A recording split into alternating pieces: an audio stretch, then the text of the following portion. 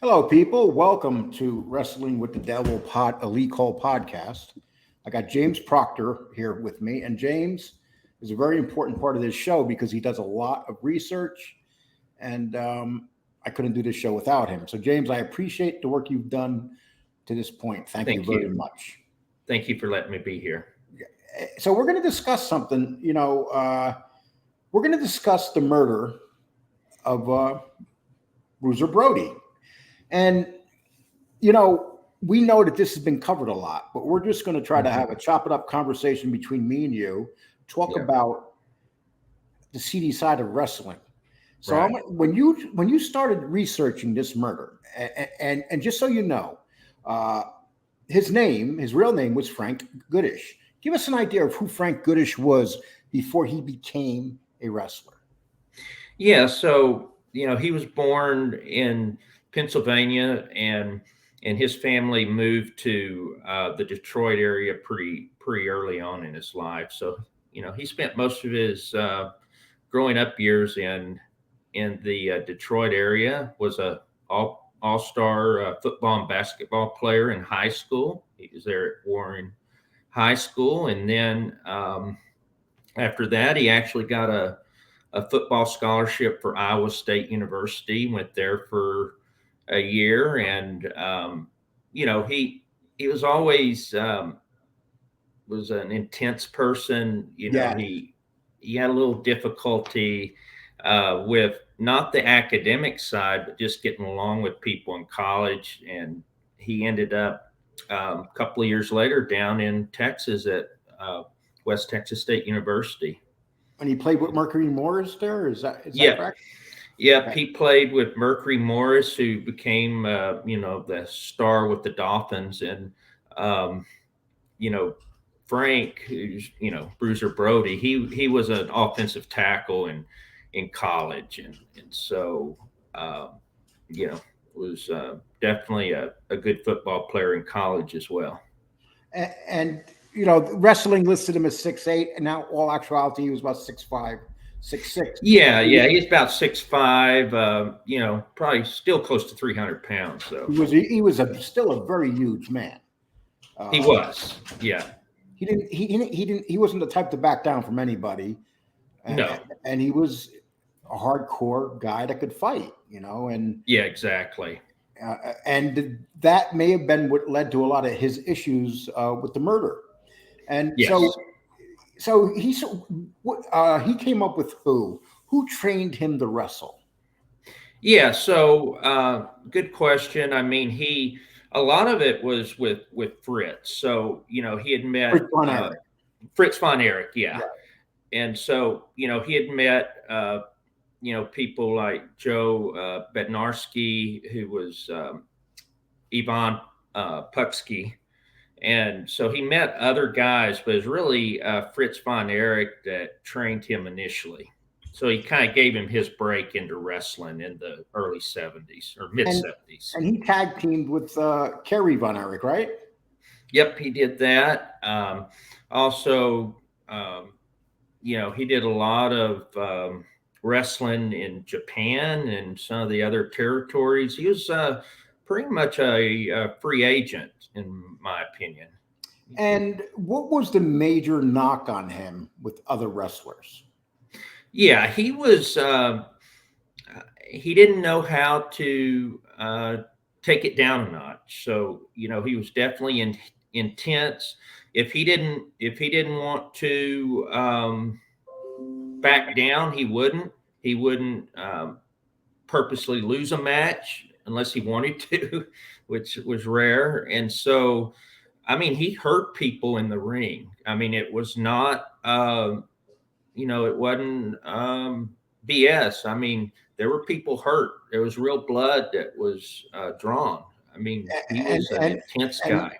and one of the things, when we get to his murder, we're going to discuss how one guy used that to his advantage to get another guy to do something very bad to him. And Yes. wrestling is a very sleazy world, people. And when we get back to the 70s and 80s, and we're talking about these territories, we're talking about a whole different level of sleazy. I mean, Yeah. it makes Vince McMahon kind of look like an angel when you get back to these territories. Yeah, and I think that's the part as I did the research for this show that, I knew about the murder. I was 18 when it happened. And so, the first thing I remember about it was that we were told a fan had stabbed him down in Puerto Rico or Right. whatever. So, And to give us we an didn't idea, know. right, and to give We us didn't, an idea, before you get to that part, yeah. it happened on July 16th, and it was in 1988. And Yeah. who was on that card that night? Yeah, so quite a few folks were on there. You had Tony Atlas was on there. Dutch. Dutch So you Mandel. had yeah, Dutch Mantel. You had Bruiser Brody was actually supposed to fight Dangerous Danny Yeah, Spivey. Spivey, yes. Spivey, I mean, and then you had Abdullah the Butcher. I think he was the main draw that night, and he was going against, Carlos Colon. And this was at Juan Ramon Stadium, and it was in a town called Bayuman. Is that correct? Yes, exactly. Yes, Sitting there in suburb San of. Juan, Puerto Rico. Yeah, exactly. And so they had it at a soccer. That's a soccer stadium, but since it was they needed a place that had a big capacity. I think it could hold, I don't know, 13,000 people. So they ended up having the big matches there, like what was happening. Okay, so let's get the three guys that were involved in this. We're talking about Jose Gonzalez was involved in this, Yes. right? And Hmm. then we're talking about Carlos Colon. And now, what was Carlos Colon's position at that time? Was he running this at this time?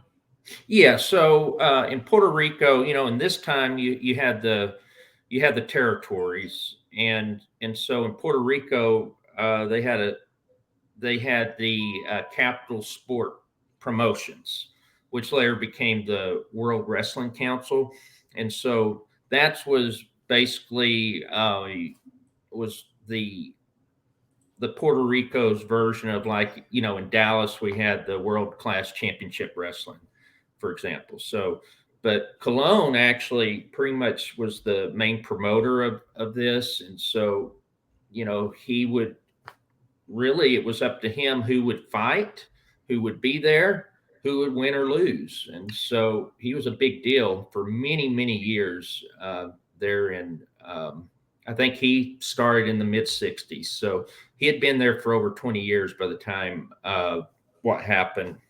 And they started With getting kind of in debt to Bruiser, and Yeah. Bruiser was kind of getting mad. Yes. Bruiser was known as a man that you did not want to get mad. But Yeah, and is one person. One thing I do know from the research I did was that's someone you didn't want to owe money to. He was pretty serious, and so my understanding was there was $25,000 owed to Bruiser Brody, yeah, and he wasn't going to leave the island until he got it.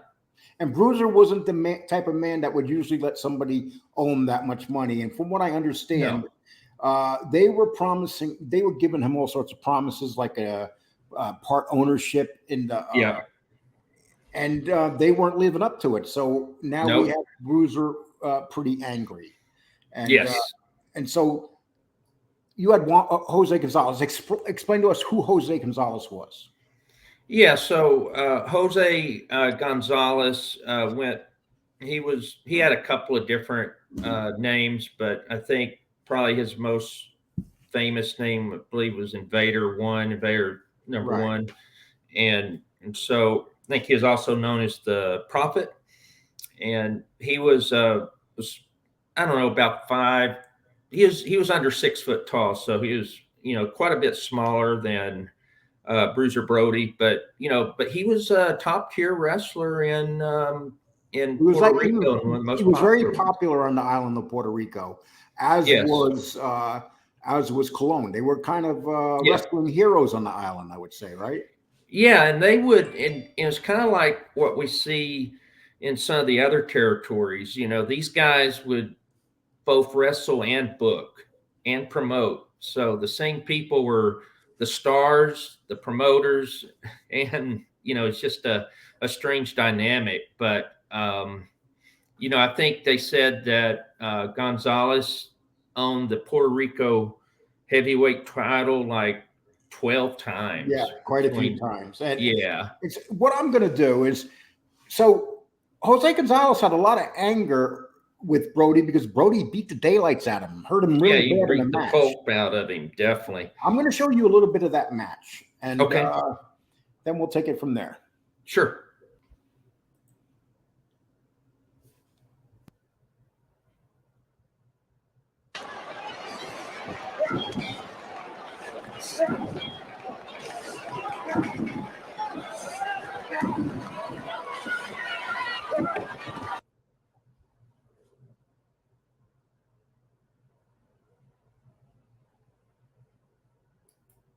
You can literally see that foot hitting the head. Mm-hmm.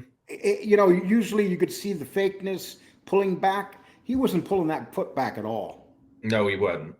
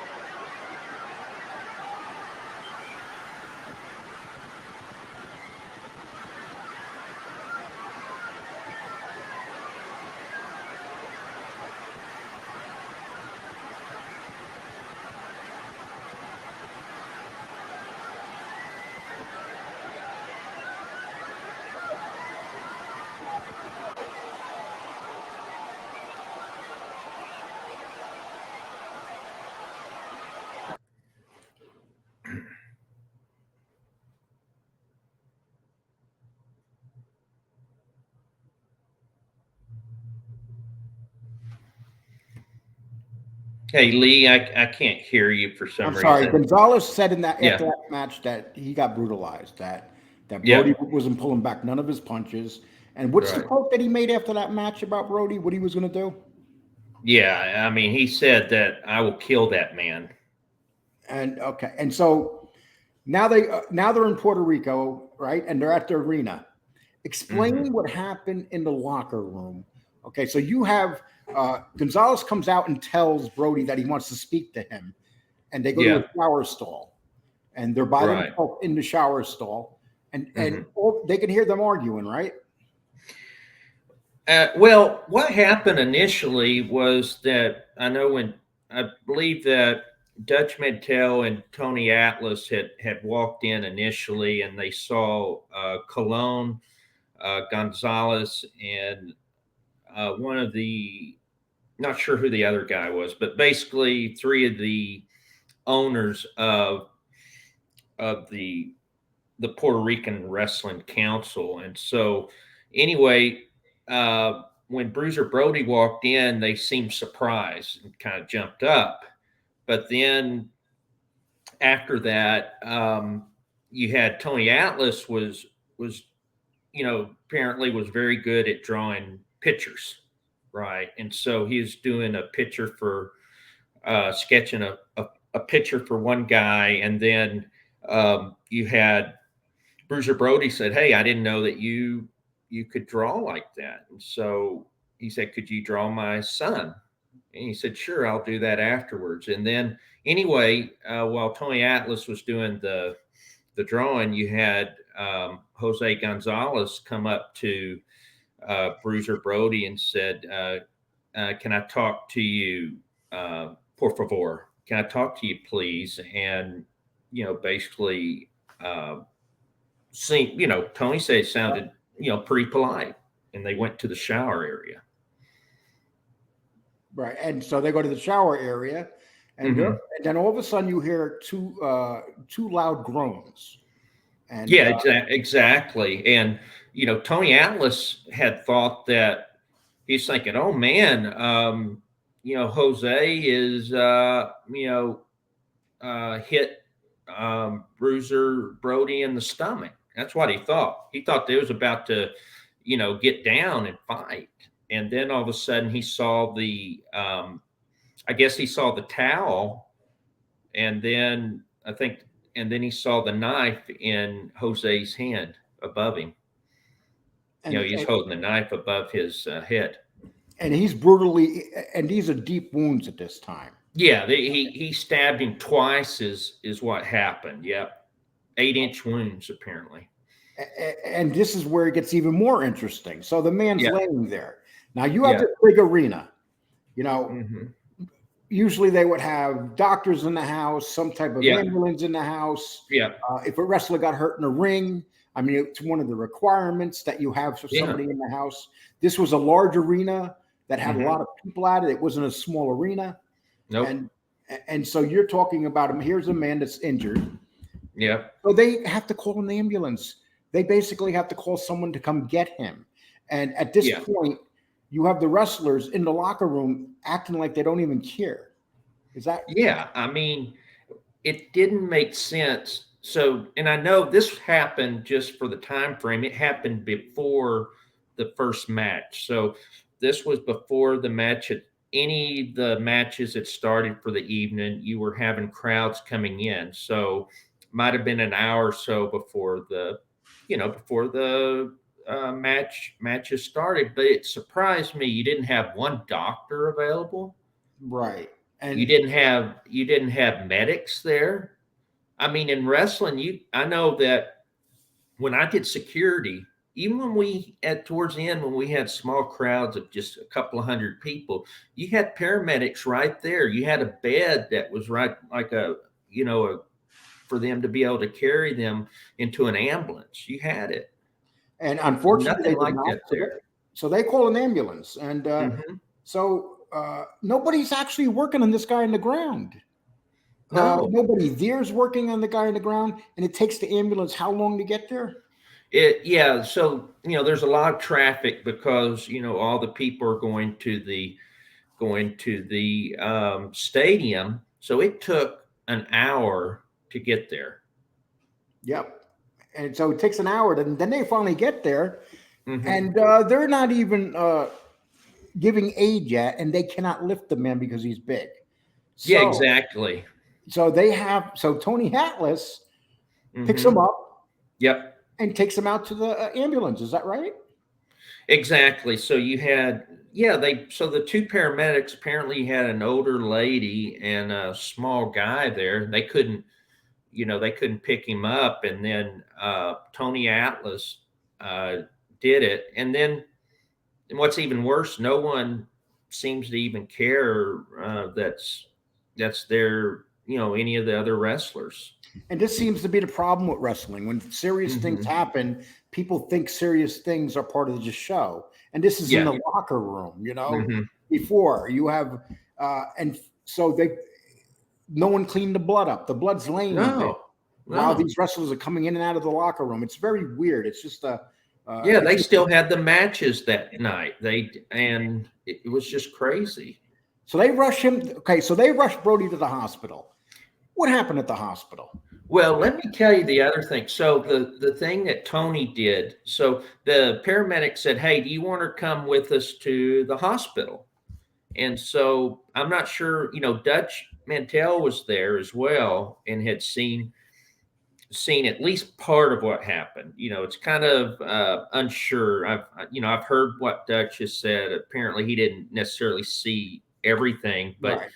anyway, Tony said, "Yeah, I'm going to the hospital with Bruiser Brody."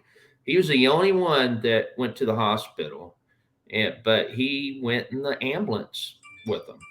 So, and then you had the question about what happened at the hospital. That was an interesting So he gets situation. into the hospital. So they don't want to take him right away, and Tony Right. Atlas pretty much called him over. They looked at his feet and seen that he was in trouble. Yeah, exactly. And he actually, if what I heard from Tony, at least, there's been a couple of interviews with him. He said that he actually went over and picked up the doctor, put him around his shoulder, and took him over to Bruiser Brody and said, "Hey, my friend's been stabbed." And the doctor basically said, "Well, that happens all the time here, you know."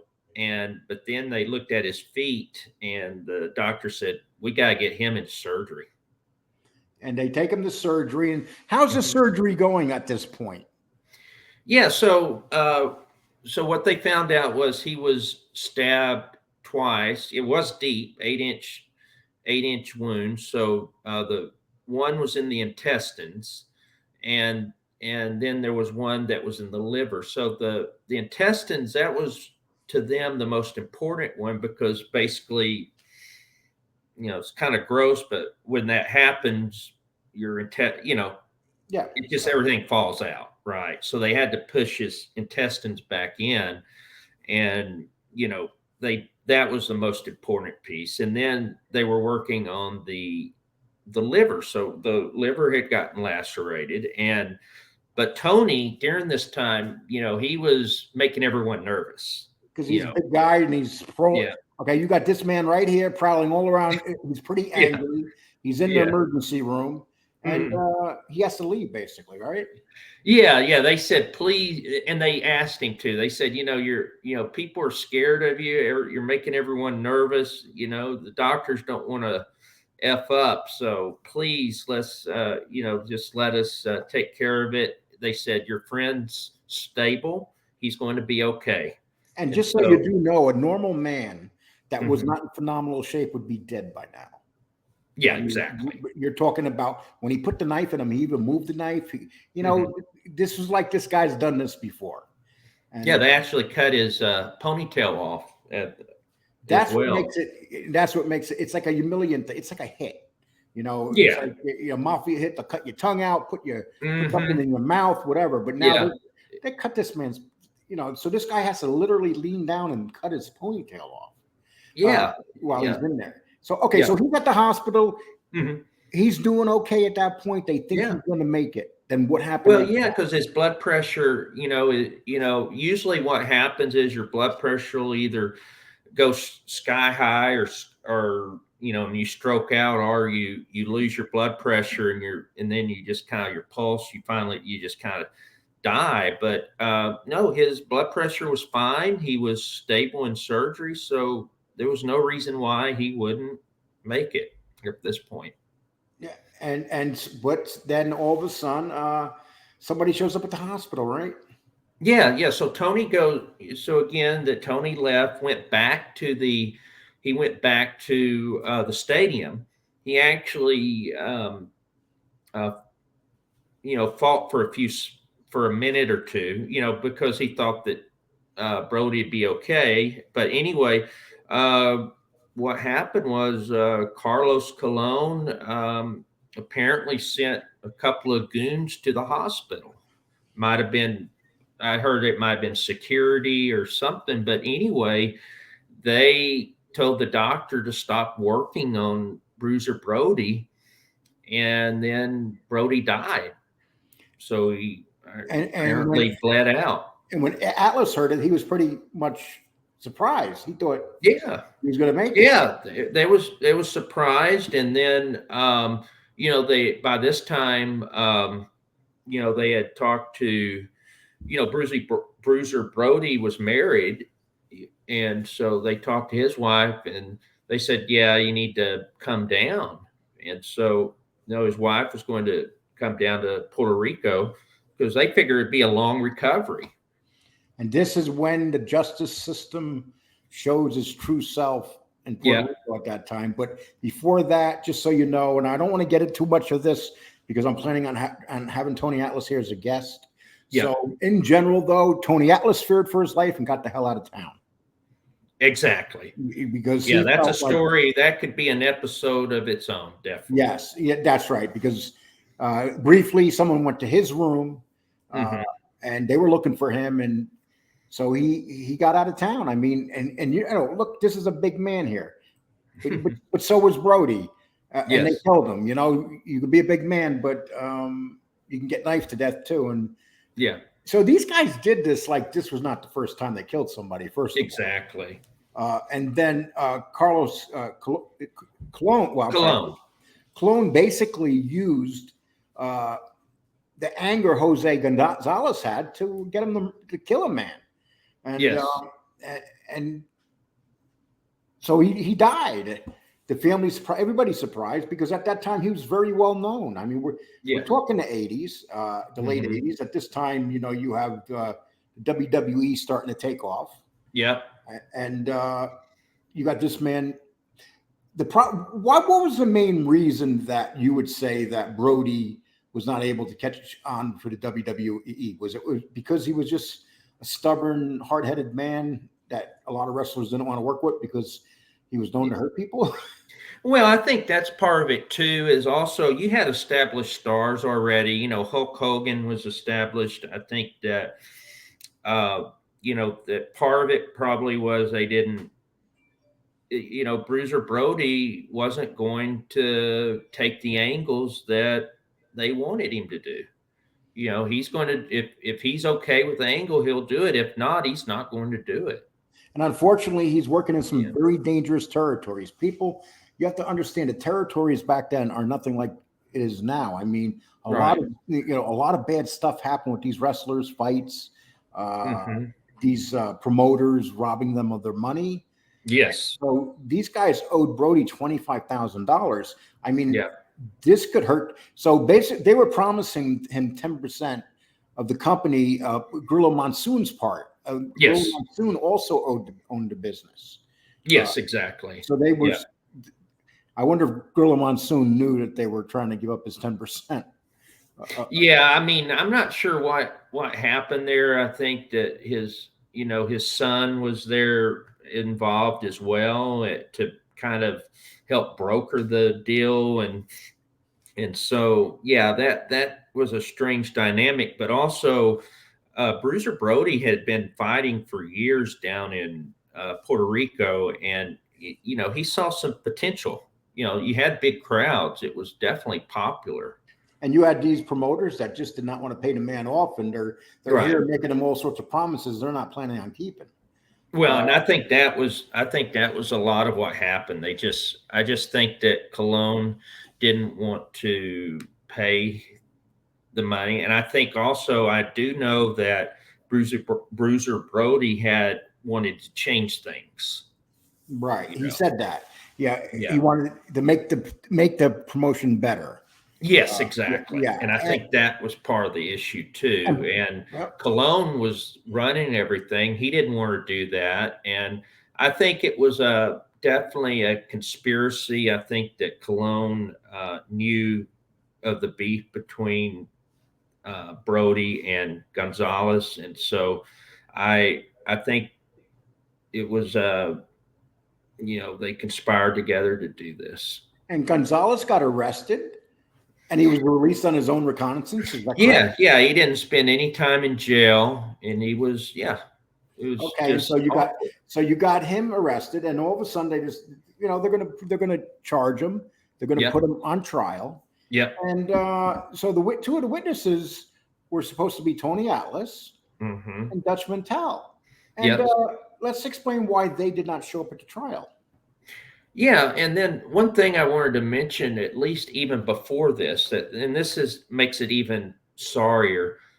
Cologne told, basically they had a cover story that, oh, some fan did this to Brody. We don't know who did it. And all of the people that were there were basically went with that story except for Tony, who told the truth. Right. And so and then What was the other question? I kind of almost went off into a tangent. No. Actually, that what you said there was important because you're putting Yeah. that before what happened. Okay, so they're supposed to Tony Atlas, Dutch Mantel, they're supposed to be used as witnesses. They're supposed to be Oh called, yeah, the trial. by the Yeah, court, and yeah, they received. Well, you pick it up from here. yeah. So basically, they left Puerto Rico. They were told, well, we will send you summons when you need to come to trial and testify. They said fine, and then all of a sudden, I think early the next year, they heard that the verdict was not guilty. It was justifiable homicide due to self defense. And then to make matters worse, so they're thinking, well, we never were asked to testify. And to make matters worse, like the next day or so, they finally get the summons through the mail to When the testify. trial just ends. And it already had ended. Very Yeah. convenient, doesn't it seem like it's very convenient? Yeah. And then these two guys, Colon and Jose Gonzalez, they went on to have Mhm. more of a pretty popular career, Yeah. They championship kept and on gold for years. for years, and Ridiculous. a lot of wrestlers would still to this day will have nothing to do with them because people know they committed murder and got away with it. Right. There's no doubt the murder was committed. Uh, Hmm. I mean, Cologne was right away trying to cover it up by saying a fan did it, Right. and then all of a sudden he's recovering at the hospital. He's fighting it. He's coming back, and then some of his men show up there, and he just happens to die. Yeah, exactly. And I think some people were scared of Cologne because Abdullah the Butcher was there as well. He kind of played a part in this, but basically he had a meeting with the rest of the wrestlers because they were going to boycott.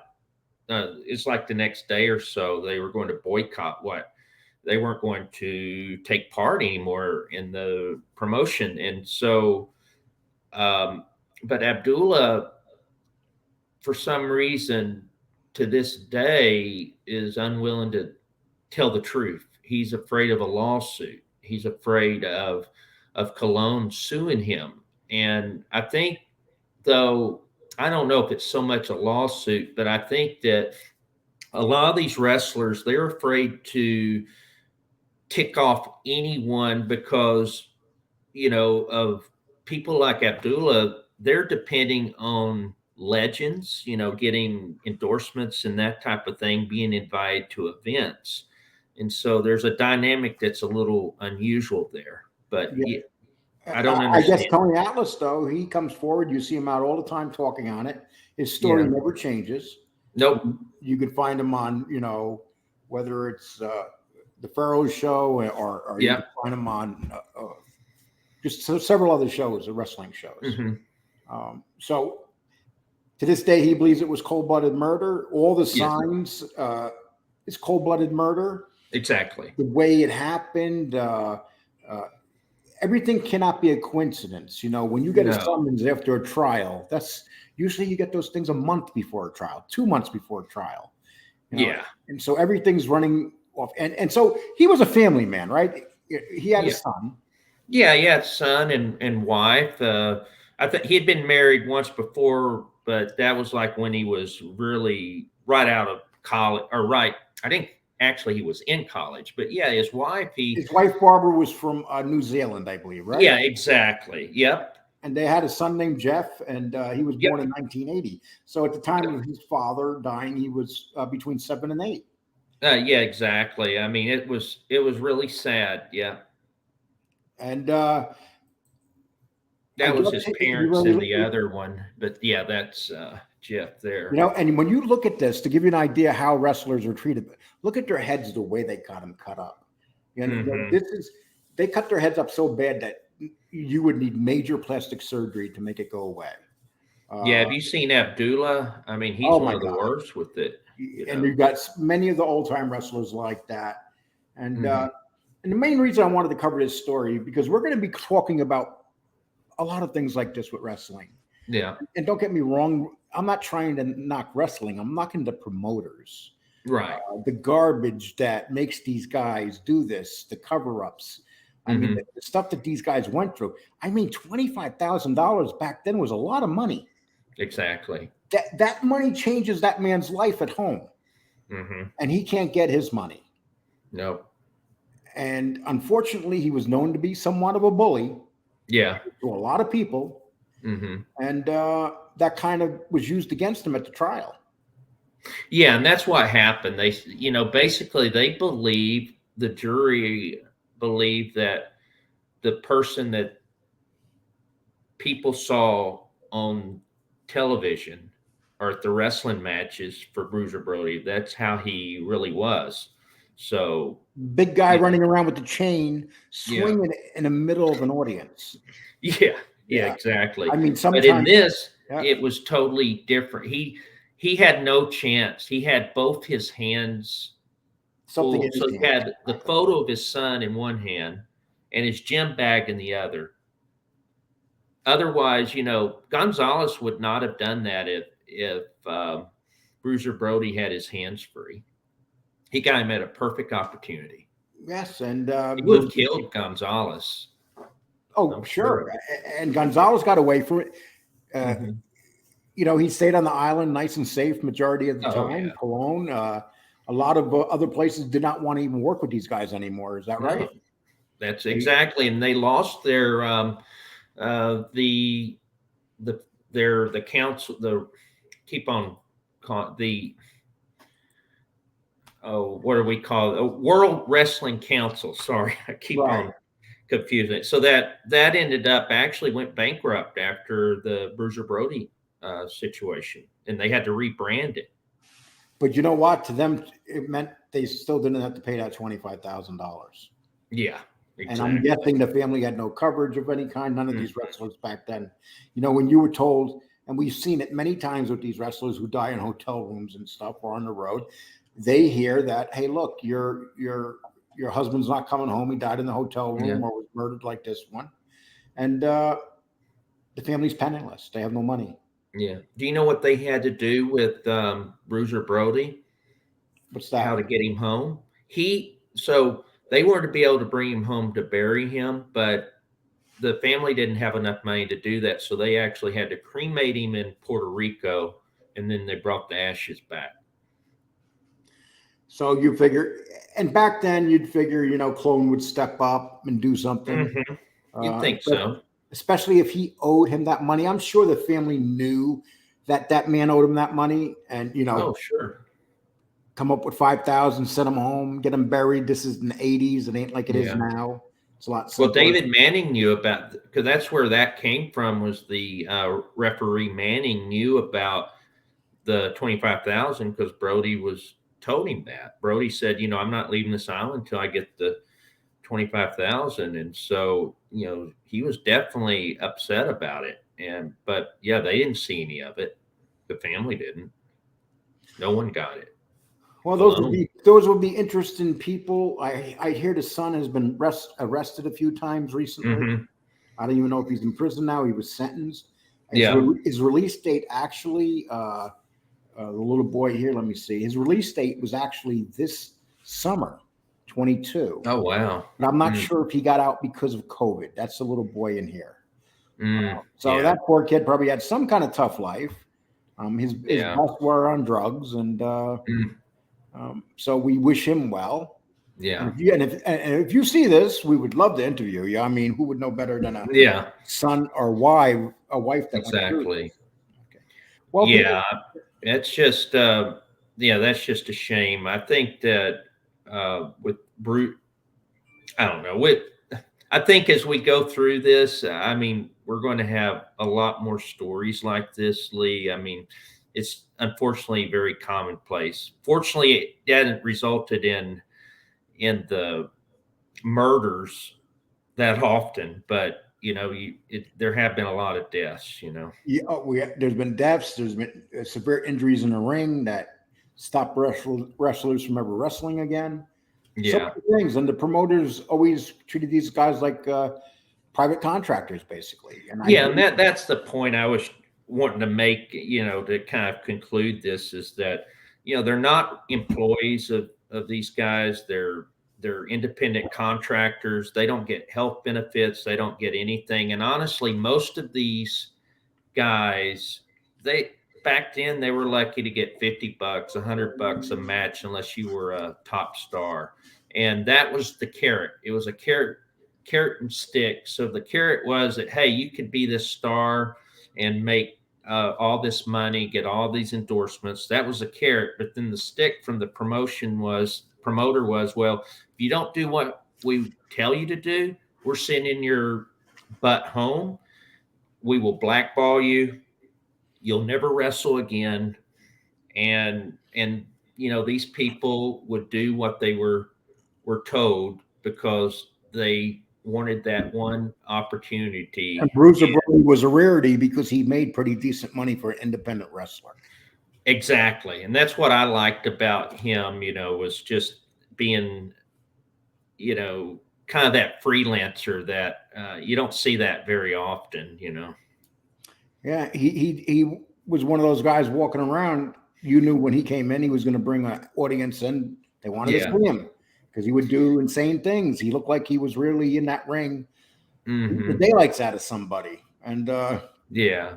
Well, things changed in the 80s, the late 80s. You started having more women that would watch. And so one of the things that you noticed was that physique started to matter more than talent. And so you were seeing more of the wrestlers that had the all-American body. And then basically the bad guys were the ones with, just the rough physique, while then the good guys would, have the real muscular all-American look. And, just and they crazy. blackballed, except for Dutch Mantell and Tony Atlas, just about anybody that was in that locker room and didn't do anything that night was pretty much blackballed from a lot of promotions. Exactly. I mean, this thing just generated everywhere. I mean, and if this happened now with all the media and stuff, it would be everywhere. But back then, it was just a story. It was a storyline, and people didn't really listen because it was wrestling. Right, And, exactly. They don't listen to things. They just think it's part of the storyline. Even when you're talking about a man that dies of 2 knife wounds. James Proctor, I'd like to thank you for helping me do this video. Thank you. I'm going to put this up. And people, if you have any other information, listen, we're not perfect here. So we will take any corrections underneath this video. If you'd like to give us any advice of people you'd like us to talk about next, please do it. We have a lot of good things coming up. I'm slowly building the station. As people know, station. But as people know, I have another channel. And if you want to sub to that, you're more than welcome to go sub to that. And that one is much bigger than this channel. But we're going to get this channel to where it belongs. But last video we put out, almost 1,000 views, which doesn't seem like a lot. But when you have 250 subs, it's a lot. So people are looking at this, and we want you to keep on looking at this and watch us grow, and you be part of it. James, thank you once again so much. I appreciate it. And I'm looking forward to dropping this video. Yeah, thank you. I'm going to get out of here. You're going to hold on for a second? Yep, I can hold on. Thank you, people. I appreciate it. Please like this video. We'd really appreciate it if you like this video.